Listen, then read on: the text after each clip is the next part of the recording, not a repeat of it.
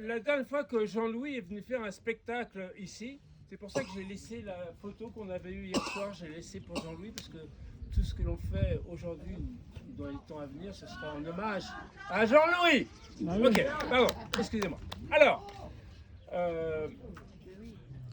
lors de son dernier spectacle, dans l'ouverture, dans la première partie de son spectacle, il y avait une scénette que j'avais écrite pour Jean-Louis Bérard, qui est son ami de longue date, et puis un autre comédien, Diego, qui doit être quelque part. Bon.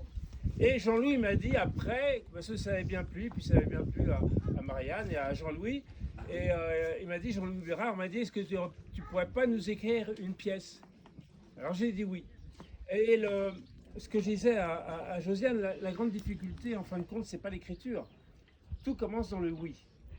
C'est-à-dire que si on arrive à dire oui, après, ça roule. Le plus dur, c'est de dire oui. Voilà. Donc, comme j'ai dit oui, je l'ai faite. Donc, elle est là. Voilà. Alors, vous remarquez effectivement que, ouais, il faut parler plus fort. Je pense qu'ils vont m'entendre derrière pour qu'eux-mêmes puissent parler plus fort, parce que d'habitude, on a toujours des micros ici. Hier soir, il y avait des micros pour les comédiens, mais ces micros ont changé de lieu. C'est dans l'espace de vie pour ce soir. Du coup, il n'y a pas de micro. C'est un peu à l'ancienne. C'est bien, c'est ça le théâtre aussi. Hein. Donc, bon spectacle. Merci. Et comment s'appelle la pièce? Ah, la pièce s'appelle L'Idole. L'Idole. Le magasin? Comme Franprix, Carrefour, tout ça, mais c'est l'Idole. L'Idole. L'Idole ou l'Idole?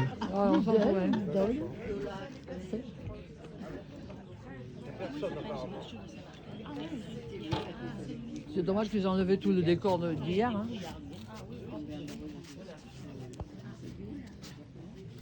C'est scandaleux. Vous m'avez obligé à marcher dans la mer, à faire des mouvements dans les vagues, au risque de tomber. Et tout ça sans ma canne. Avant, j'avais mal. À présent, je souffre le martyre.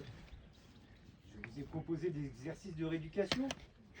Être au bord de la mer et ne pas en profiter, ce serait comme un condamné à mort qui refuserait sa dernière cigarette. J'en étais sûr. Vous voulez ma mort. Absolument pas. Alors pourquoi tant d'acharnement? Pour que vous puissiez vous muscler et commencer à vous mouvoir en toute liberté. J'aurais préféré avoir la liberté de garder ma canne.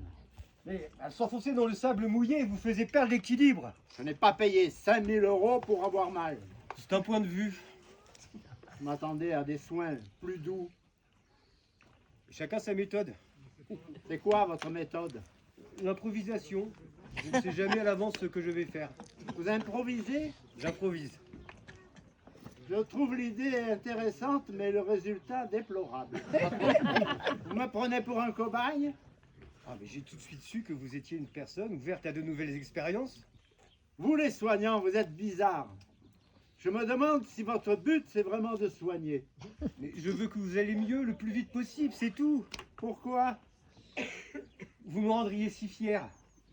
3000 € par semaine pour barboter dans l'eau. Il n'y a pas de quoi être fier.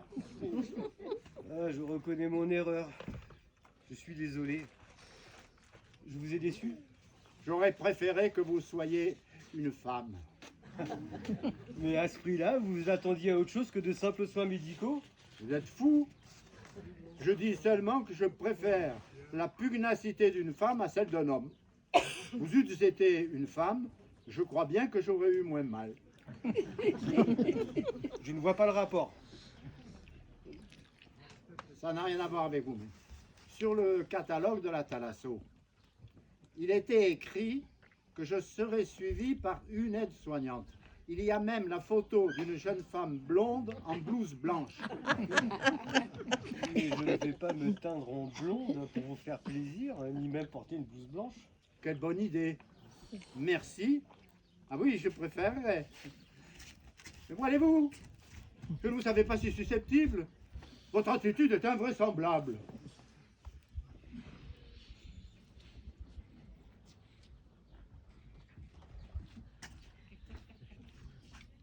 Une perruque, ça ira.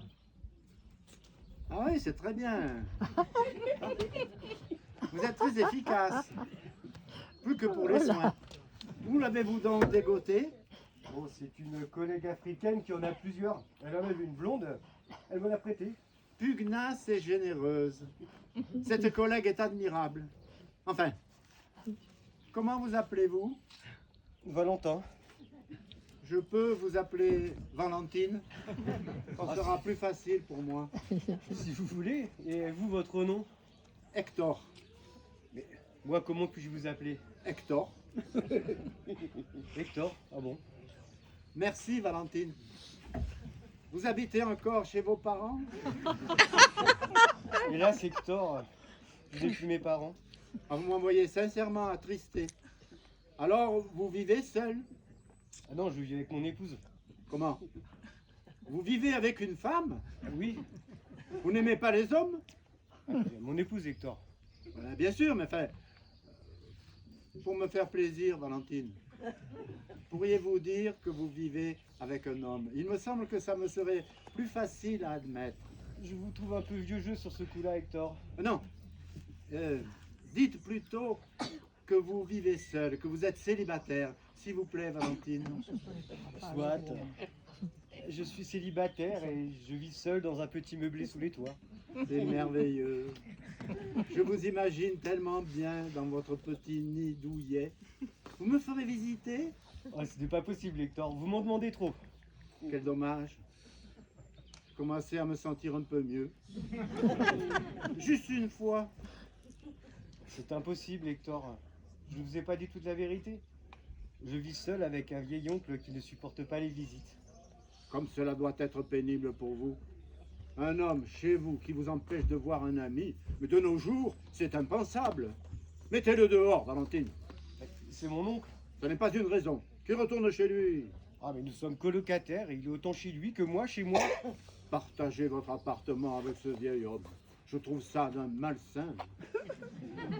Ah, vous avez raison. Valentine, vieux pour vieux, venez chez moi. Oh, bah non, ça suffit, Hector. Là, vous allez trop loin. Bon, je n'insiste pas. Vous faites bien. On arrête ce petit jeu. Que faites-vous, Valentine? Vous êtes tellement plus belle en blonde. Hector, je suis un homme et je m'appelle Valentin, que cela ne vous plaise ou non. Cela ne me plaît pas du tout. Je ne me sens pas bien. J'ai du mal à respirer. Appelez un médecin, vite. Hector, vous allez très bien. Vous n'êtes pas médecin que je sache. Bon, que voulez-vous? Que vous remettiez votre perruque. Bon, d'accord, mais on ne dépasse pas les limites. Merci, Valentine. J'ai vraiment eu peur de vous perdre. Mais si vous avez peur de me perdre, vous pourriez m'adopter. Vous divaguez. Pour être votre fille. Je vous arrête tout de suite. Si j'avais eu une fille, je ne l'aurais pas appelée Valentine. Valentin. J'imagine encore moins l'avoir appelée Valentin. Je pourrais être votre fils. Excusez-moi, je connais mon fils et il ne vous ressemble en aucun point. Son frère alors. Il ne supportera jamais d'avoir un frère. Surtout un faux frère qui s'appelle Valentine et qui porte une perruque blonde. Alors, il faudra envisager de me perdre. Vous êtes cruel. Ne trouvez-vous pas que vous exagérez? Vous voudriez une aide-soignante pour vous tout seul. Je ne suis pas cette aide-soignante. Ce n'est pas une perruque ou une blouse blanche qui changeront grand-chose. Je suis un homme marié, c'est ainsi, j'aime mon épouse et vous ne changerez jamais rien à ça. Parfait. C'est très bien. Je vous félicite pour la sincérité de vos sentiments. Soyez heureux avec votre épouse. Je vous le souhaite du fond du cœur. Mais chez vous, ici, vous êtes au travail et vous devez servir l'intérêt des curistes. Et les curistes, en l'occurrence, c'est moi. Et vous voudriez que je cède à vos caprices parce que vous avez payé 3000 €? Vous savez très bien qu'un bon mental permet au corps de guérir plus vite. Mais vous me demandez de travestir mes sentiments? C'est mon corps qui le demande à mon mental, qui me demande à son tour de vous le demander. Mais je ne sais pas si c'est votre corps, votre mental ou vous, mais je trouve la situation humiliante.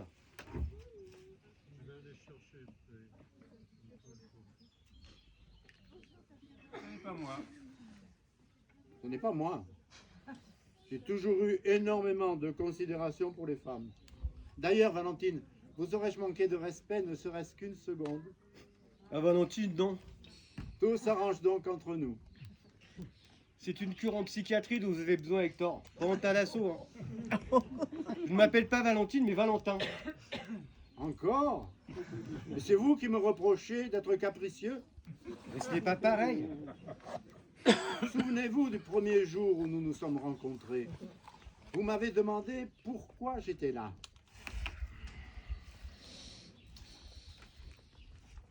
Et vous m'avez répondu, je viens de me faire opérer de la hanche et j'ai besoin de repos et de rééducation. Sur ce, vous m'avez proposé des exercices à faire dans la mer. Conseiller, juste conseiller, et vous vous êtes précipité de suivre mon conseil. Mais parce que à ce moment-là, je n'avais pas vu que vous n'étiez pas une femme. J'étais quoi alors pour vous? Et quelqu'un qui pouvait me faire du bien. Mais vous n'avez pas tenu vos promesses. Et c'est là, seulement là, que j'ai pris conscience que vous étiez un homme. Parce que vous avez eu mal? Vous ne pouvez pas savoir à quel point. Et une femme ne vous aurait jamais fait mal? Ah non, pensez donc. J'aurais vite compris l'importance thérapeutique.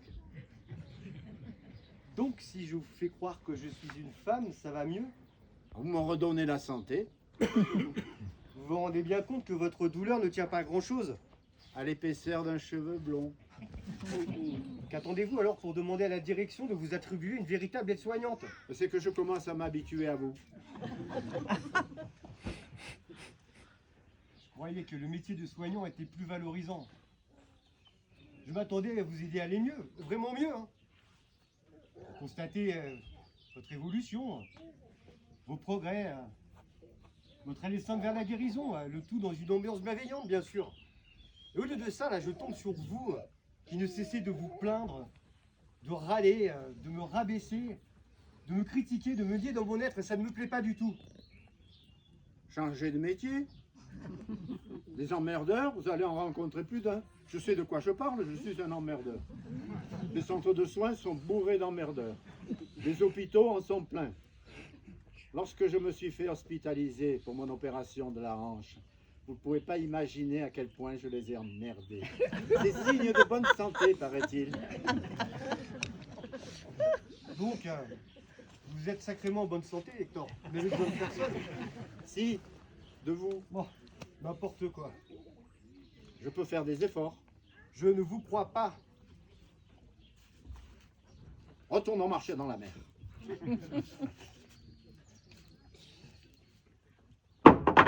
Et sans ma canne. Je ne me plaindrai pas. Tenez. Si je m'écroule dans l'eau, si je bois la tasse, si je suffoque, si vous me sortez de l'eau à moitié inconscient, je ne me plaindrai pas. Je crois même qu'après coup, j'en rirai. En fait, pas trop tout de même. J'arrête de vous appeler Valentine. Vous êtes un homme. Je finirai bien par m'y faire.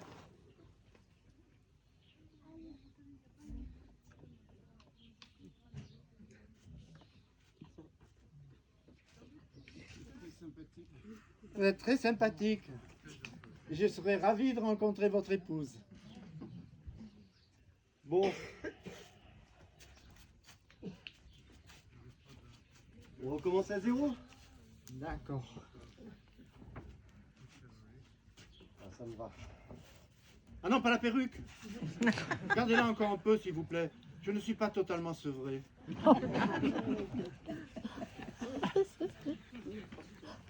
Parlons de vous. Vous êtes dans ce centre de thalasso depuis longtemps?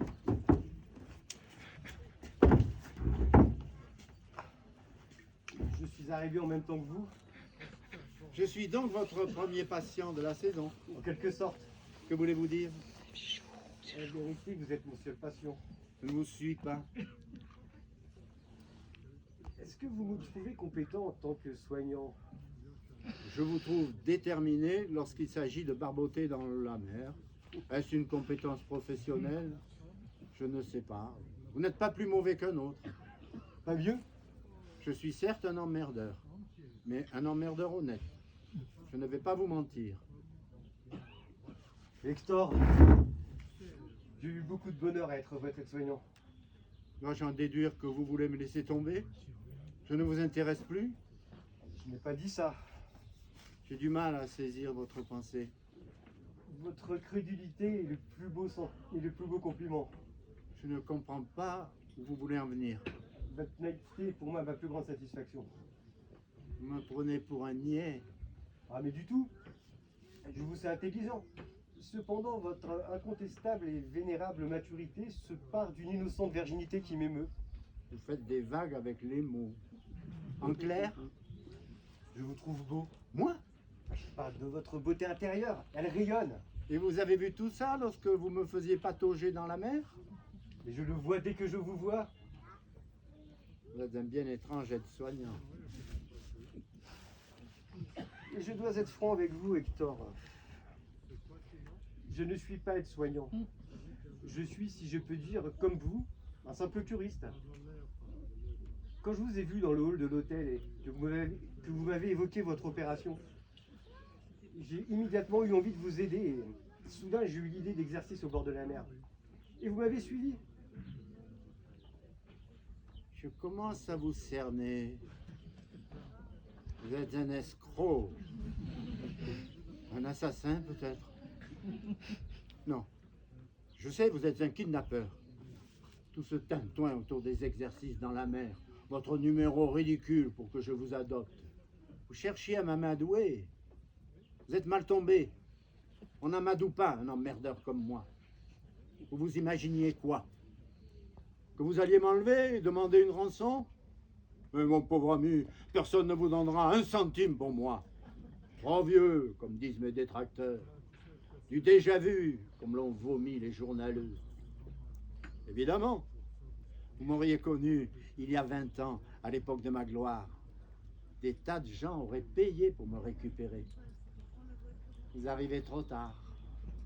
Malhonnête et incompétent. Quel drôle de type vous faites. Et vous vous trompez sur toute la ligne. Je suis l'un de vos plus grands fans. Et ce, depuis plus de 30 ans. 36 ans précisément. Où m'avez-vous vu pour la première fois? À la télé. À la télé. Même pas fichu de payer votre place et de venir me voir en vrai. Et quand je vous ai vu à la télé, j'avais 9 ans. Mais dès que j'ai pu, je n'ai raté aucun de vos spectacles. Un soir, je suis venu vous voir dans votre loge. J'avais 18 ans. Vous m'avez demandé mon nom. Ah, j'étais tellement impressionné que je suis resté tétanisé et muet. Vous avez haussé les épaules, détourné le regard et commencé à vous démaquiller. Comme si je n'étais pas là, comme si je n'existais pas. Sur le moment, votre dédain m'a blessé et je vous en ai voulu. Je ne comprenais pas pourquoi celui qui était mon idole m'ignorait à ce point. Pas un mot de réconfort, pas un sourire, pas même un merci. Vous êtes là pour vous venger. C'est laid. Malgré votre froideur, je continuais à vous admirer. Je vous ai regardé vous démaquiller. Vos moindres gestes m'apparaissaient comme une chorégraphie minimaliste et vos petits soupirs comme une douillette symphonie. Vous soupiriez beaucoup à l'époque. Aujourd'hui, vous râlez, mais toujours avec élégance et retenue. Êtes-vous venu ici pour assister à la déchéance de votre idole?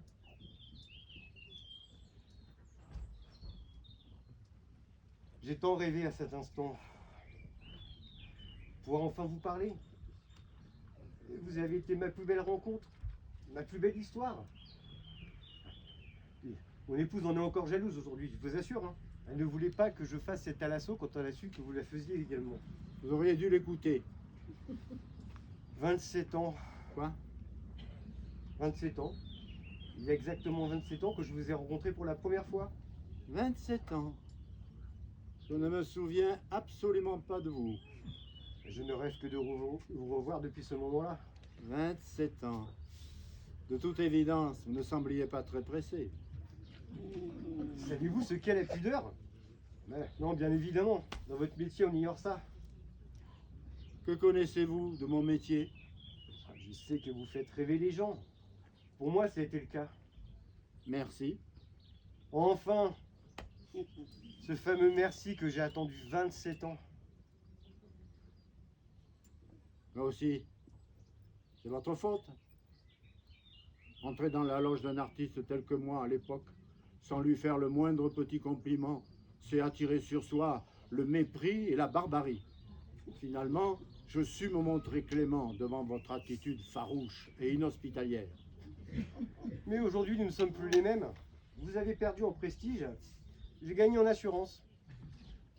C'est votre jour de gloire. Allez-y, achevez le vieux taureau qui boite et n'a plus la force de se défendre. Mais non, Sachez que votre victoire sera étriquée, pitoyable et indigne.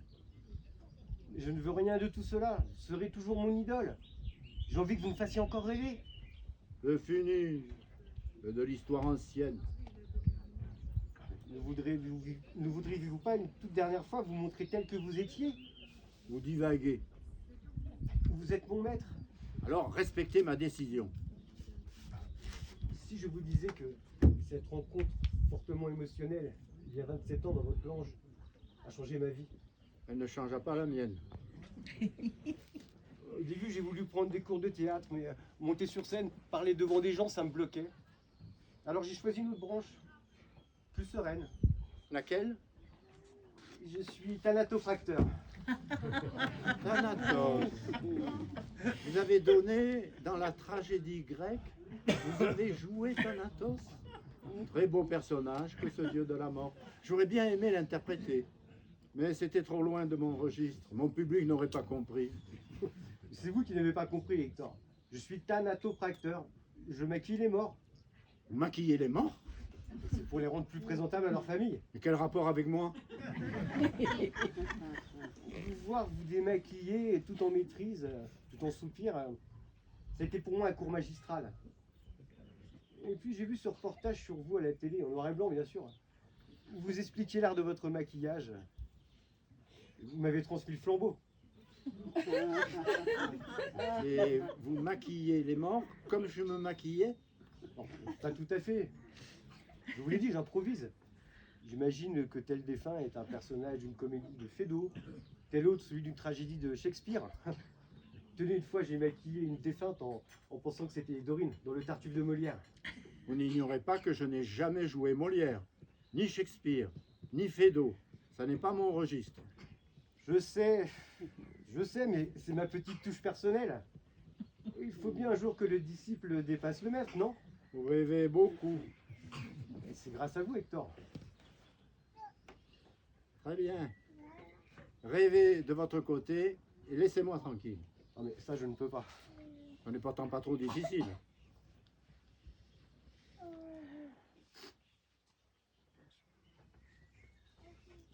Vous vous laissez aller, Hector. Pensez à votre public. Il m'a oublié. Et moi aussi. Pensez à vos nombreuses admiratrices. Elles sont toutes mortes ou en maison de retraite. Ouais, vous vous trompez, Hector. Les gens vous aiment toujours. Eh bien moi, je ne les aime plus. Pensez à moi alors, qui suis votre plus grand fan. Sans doute le dernier. Je souhaiterais plaisamment vous oublier. Vous vous laissez aller, Hector. J'aimerais tant vous voir revivre comme à la belle époque. Savez-vous quel est mon animal préféré? Quel rapport? C'est l'éphémère. Un tout petit insecte qui ne vit qu'une journée. Et savez-vous pourquoi c'est mon animal préféré?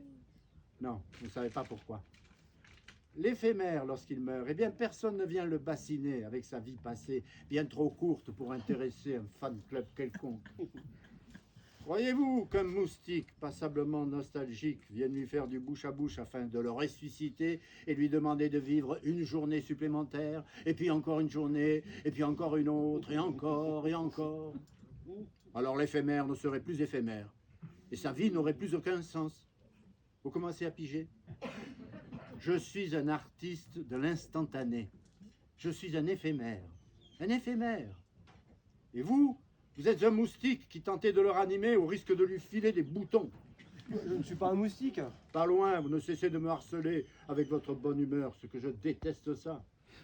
Le rôle de victime ne vous va pas. Je sais, ça n'est pas mon emploi. Alors ressaisissez-vous, restez le maître absolu de votre art. Un maître. C'est juste, je ne fus jamais autre chose. Un dieu, éventuellement. Que me proposez-vous? Hector, laissez-moi vous maquiller. Vous avez tout prévu. La blouse dans le couloir, c'était la vôtre, pas celle de la Thalasso. La perruque blonde, ça n'était pas non plus celle d'une collègue. Vous avez deviné. Alors c'est un traquenard. Vous n'êtes pas un gentil kidnappeur, vous êtes un dangereux maniaque. Qu'allez-vous donc chercher là? Maquiller les morts. C'est vous qui me l'avez dit. Je ferai une exception pour vous. Quand bien même vous réussiriez le maquillage. Ce n'est pas mon costume. Et le peignoir fera l'affaire. Un grand acteur comme vous pourrait jouer Richard III en costume de soubrette. Je vous l'ai déjà dit, je n'ai jamais joué les classiques. C'est une façon de parler.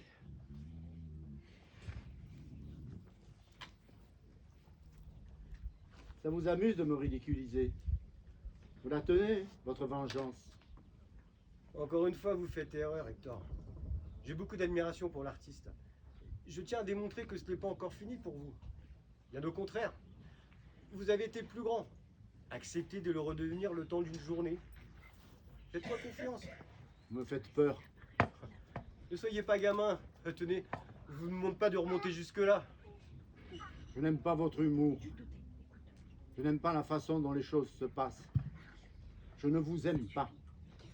Je n'ai pas payé 3000 € pour me retrouver séquestré par un pseudo-aide-soignant. C'est le stress qui vous fait délirer, Ne me Hector. touchez pas! Oh, très bien. Ah, très bien. Commençons en douceur. Tenez, Hector. Mettez cette perruque.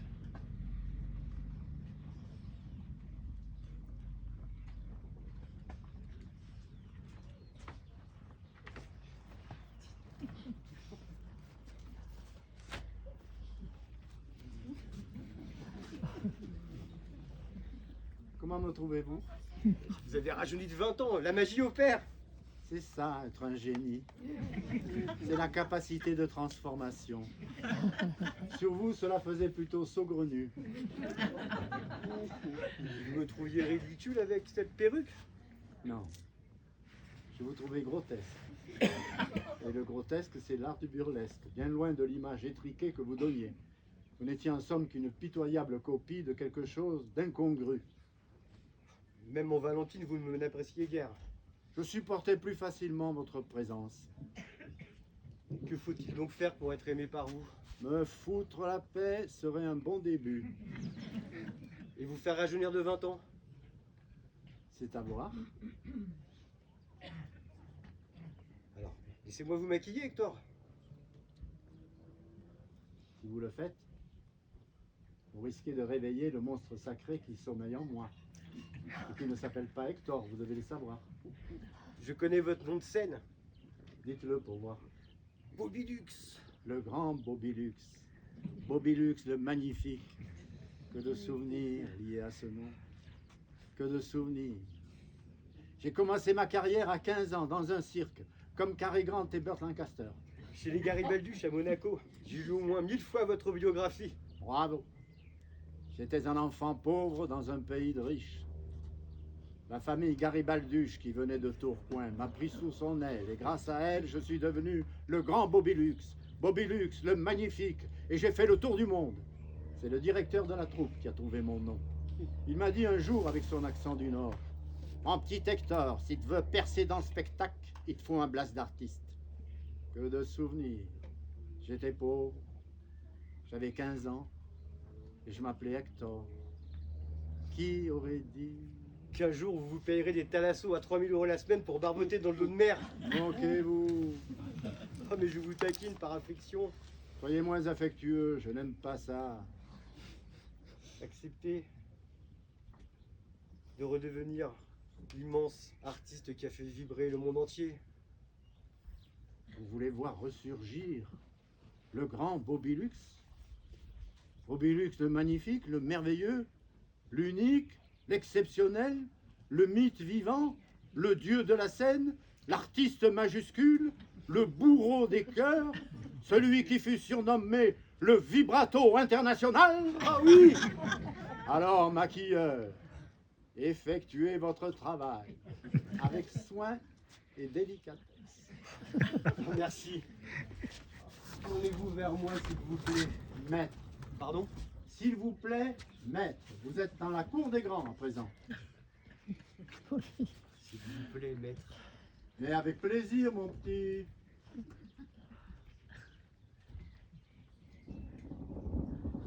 Vite avant qu'il soit démaquillé. Oh, Avant que l'orage le démaquille, j'espère que. Ah, vous avez devant vous votre plus grand fan.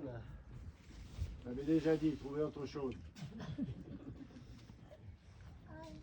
Ne me mettez pas la pression, s'il vous plaît, Maître, maître. très bien.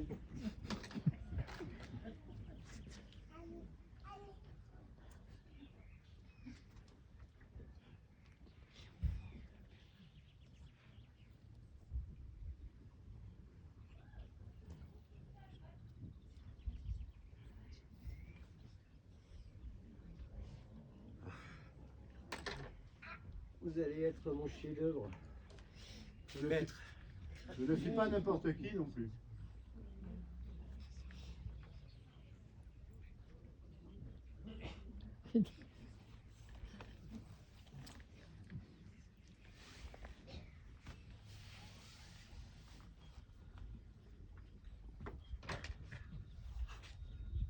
La touche finale.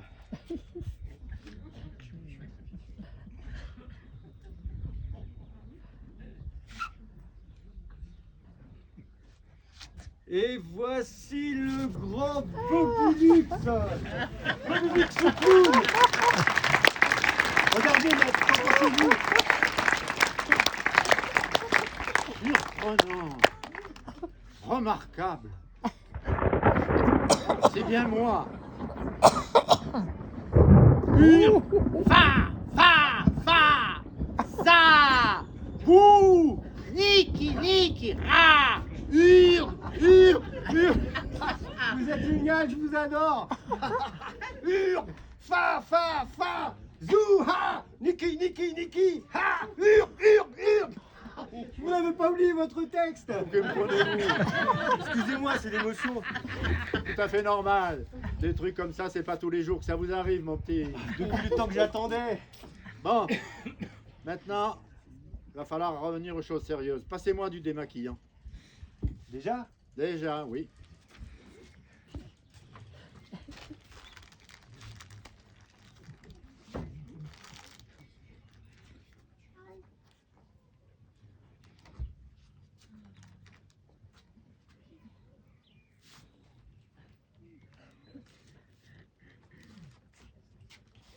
Oh, je suis en train de voir mon idole disparaître à tout jamais.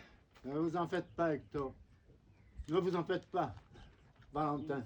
Il vous restera toujours Hector à faire barboter dans l'eau de mer. Mais vous ne pouviez pas rester Bobby Lux un peu plus longtemps? Non, Valentin, tout a un prix. Vous avez juste eu droit à un petit remake. Plus long, c'eût été plus cher.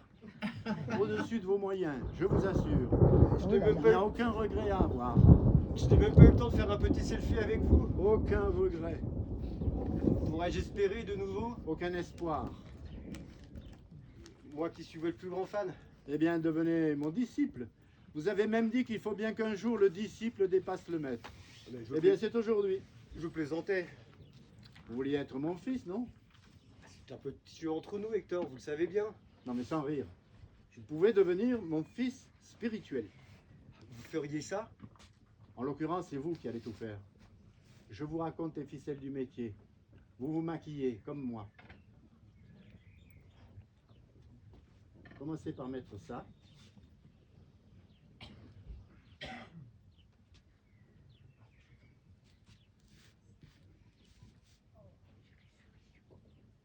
ça vous va presque pas mal. Le texte, vous le connaissez déjà. Le maquillage aussi. Vous voulez dire que je peux être Bobby Lux? Ah non. Il vous faut votre propre nom. Il n'y a que l'embarras du choix. Petit mec, petit clown, petit coin, petit con. Pourquoi des noms avec petit? Je pourrais m'appeler Pollux, Déjà pris. Vélux. Pareil. Un petit luxe, si vous tenez tant à petit. Je ne tiens pas à ce qu'il y ait luxe dans votre nom. Vous allez vous appeler Foxy. C'est joli, Foxy, non? Vous trouvez pas? Foxy le clown. C'est cela.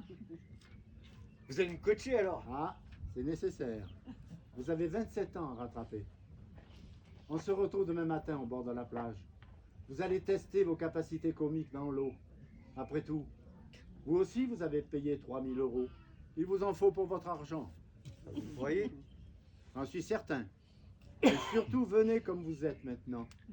De mon côté, je vais trouver du maquillage waterproof, ce sera mieux. On va rester ensemble alors. Oui, le temps de la cure. Après, vous retrouverez votre épouse et votre beau métier de maquilleur de la mort. Ne pensez-vous pas que je pourrais changer de métier? Suivez vos traces. Je ne remets pas en cause votre médiocre talent, ni l'énorme dose de travail qu'il vous faudrait pour arriver à ma cheville. Mais ce métier n'est pas pour vous. Vous disiez que je pourrais être votre fils spirituel? Il n'y a que le mot spirituel à retenir là-dedans. Ça vous fait pas rire? Clown, ça n'est pas votre emploi. Ce métier, ça n'est pas le vôtre. Vous n'en avez pas les épaules. Non? Est-ce que vous êtes un homme à femme, Valentin? Je suis l'homme de la femme que j'aime, vous le savez bien, Hector. Évidemment. Vous l'aimez. Évidemment. Si vous ne voulez pas vivre à 100 à l'heure, prendre des substances illicites à tout bout de champ, bousiller votre santé à qui mieux mieux, vouer votre âme nuit et jour à votre art, et votre corps chaque nuit à vos admiratrices, vivre définitivement seul et malheureux comme la pierre, ce que j'appelle vivre vraiment, vraiment, comme un vrai clown quoi, comme moi j'ai vécu. Restez tel que vous êtes, un être vulgaire, quelconque, mais heureux. Ah, mais merci, Hector. Mais vous, ne souhaitez-vous pas être heureux? Le bonheur? Je ne connais rien à ce foutu truc, moi. Je ne sais même pas à quoi cela ressemble. Et je me dis que lorsqu'on le rencontre, que l'on est enfin heureux, on doit vite en prendre l'habitude. On se laisse aller. Et le jour où il se fait la malle, cela doit être très déconcertant. Être heureux, un peu, juste une fois, me semble mieux que de ne l'avoir jamais été. Vous, qui êtes un artiste si prompt à l'aventure, cela ne vous tente pas de relever le défi? J'aurais trop peur que cela me déstabilise. Laissez-vous déstabiliser comme vous avez été déstabilisé sur votre cale dans l'eau de mer. Finalement, cela a plutôt bien fonctionné, non? Si? Je sais pas, je vais y réfléchir. Ah, c'est ça, Hector, réfléchissez-y. On se voit demain pour votre coaching dans la mer. Merci, Hector. À demain. À demain, Valentin.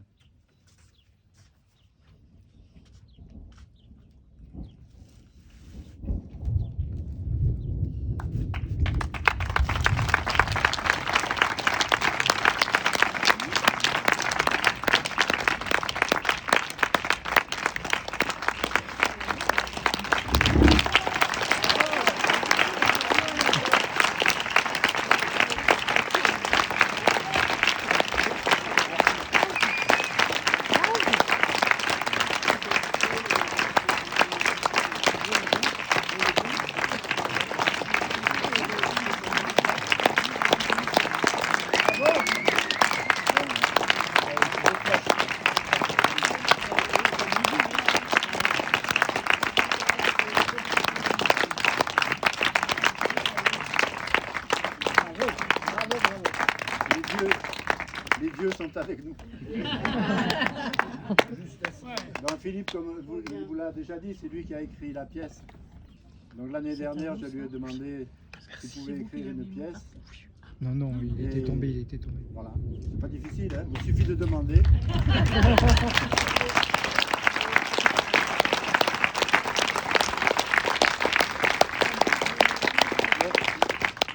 Stéphane Oui.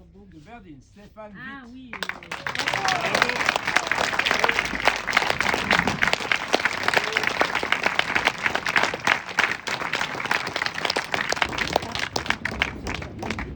Nous espérons que vous avez apprécié le spectacle. Donc on va passer avec un chapeau.